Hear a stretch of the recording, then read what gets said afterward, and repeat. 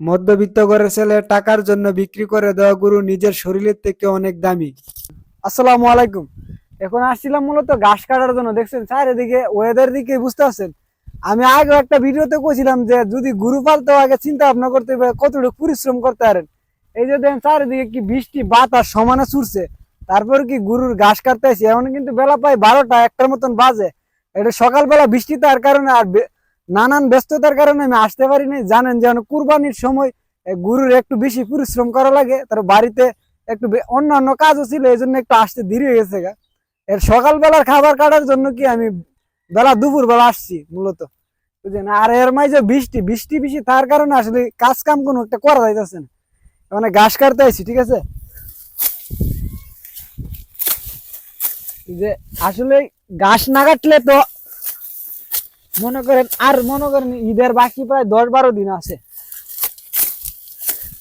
ঠিক আছে।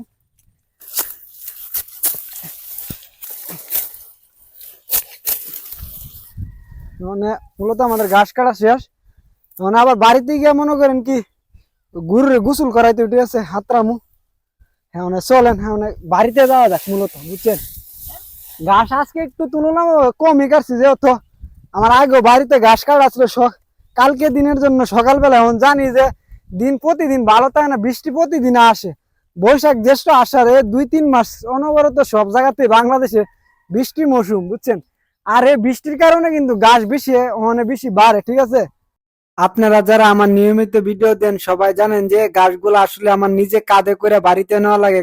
কারণ হলো গিয়ে আমাদের এই জমিতে ঘাস নেওয়ার মতন ভ্যান কিংবা গাড়ি কোনোটাই আমাদের নিজেদের না। এই জন্য আসলে আমাদের অনেক কষ্ট করে ঘাসগুলারে বাড়ি পর্যন্ত আনা লাগে আর কি, কাঁধে করে। বাড়িতে আসার পরে আকাশের দিকে তাকিয়ে দেখলাম যে বৃষ্টি আসার অনেক সম্ভাবনা আছে। এই জন্য তাড়াতাড়ি করে গরুটারে খাতিরে নিতে চেষ্টা করতেছি। গরুকে এত আপ্যায়ন আর যত্ন করার মূল কারণ হইলো গিয়ে এখন এক কইলো গরমকাল, আরেক কইলো গিয়ে সামনে কয়েকদিন পরেই কিন্তু কুরবানির ঈদ। আমাদের এই গরুর শেডটিতে বর্তমানে 3টি ষাঁড় গরু আছে, আরেকটা ষাঁড় গরু আছিল। মূলত আমাদের শেডটি অনেক ছোট হওয়ার কারণে অন্য লোকের কাছে আমাদের এই ষাঁড় গরুটা মূলত বাগি জ্বালাইছি। কারণ হইলে গিয়ে আমাদের শেডটাও তুলনামূলক ভাবে ছোট। আর ষাঁড় গরুতে যারা পালে জানেন যে আর হাড় গরুর একটু জায়গা বেশি লাগে, কেননা এরা একটু তাজা হইলে তারপরে মনে করেন কি মাসাল্লাহ দিলে মনে করেন 1 বেড়া 3 বেড়া হয়ে যায় আর কি, যেটারে বলে আর কি। আমাদের গোয়ালের সবচেয়ে মনে করেন কি মাসাল্লাহ দিলে সবচেয়ে বড় ষাঁড় গরুর মধ্যে হইলো এইটা যদি শীত হয়ে দাঁড়া তাইলে মনে করেন কি পিছন দিক দিয়ে মানুষ আসা যাওয়া করতে পারে না।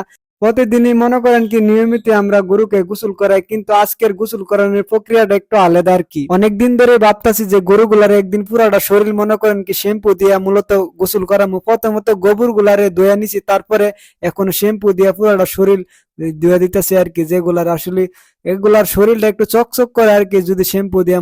আসলে প্রতিদিন যদি গরুকে শ্যাম্পু দিয়ে গোসল করানো যাইতো তাহলে হয়তো অনেক ভালো হইতো। গরুর চেহারা শুরুতে একটু সুন্দর লাগতো আর কি। আসলে আমাদের নিজেদের সৌন্দর্যের দিকে মনে হয় যে আমরা যারা গরু লালন পালন করি তাদের আসলে গরুর সৌন্দর্যটা একটু বেশি জরুরি। আসলে আমরা নিজেদের গা গোতরে হয়তো প্রতিদিন এমন ভাবে মরায় গোসল করি না। আসলে আমরা যারা গরু লালন পালন করি গরুকে যতটা আপ্যায়ন আর যত্ন করি নিজে অতটা যত্ন সহকারে গোসল করি না। আসলে আমি প্রতিদিনই মনে করেন কি গরুর সাথে গোসল করি। যখনই গরুকে একবারে খাতরাই তারপরে মনে করেন কি গরুর সাথে একেবারে নিজেও মনে করেন গোসল টোসল দেলাই। বাইরে প্রচুর বৃষ্টি হইতেছে আর ভিতরে মনে করেন কি আমি গোসল দিতেছি।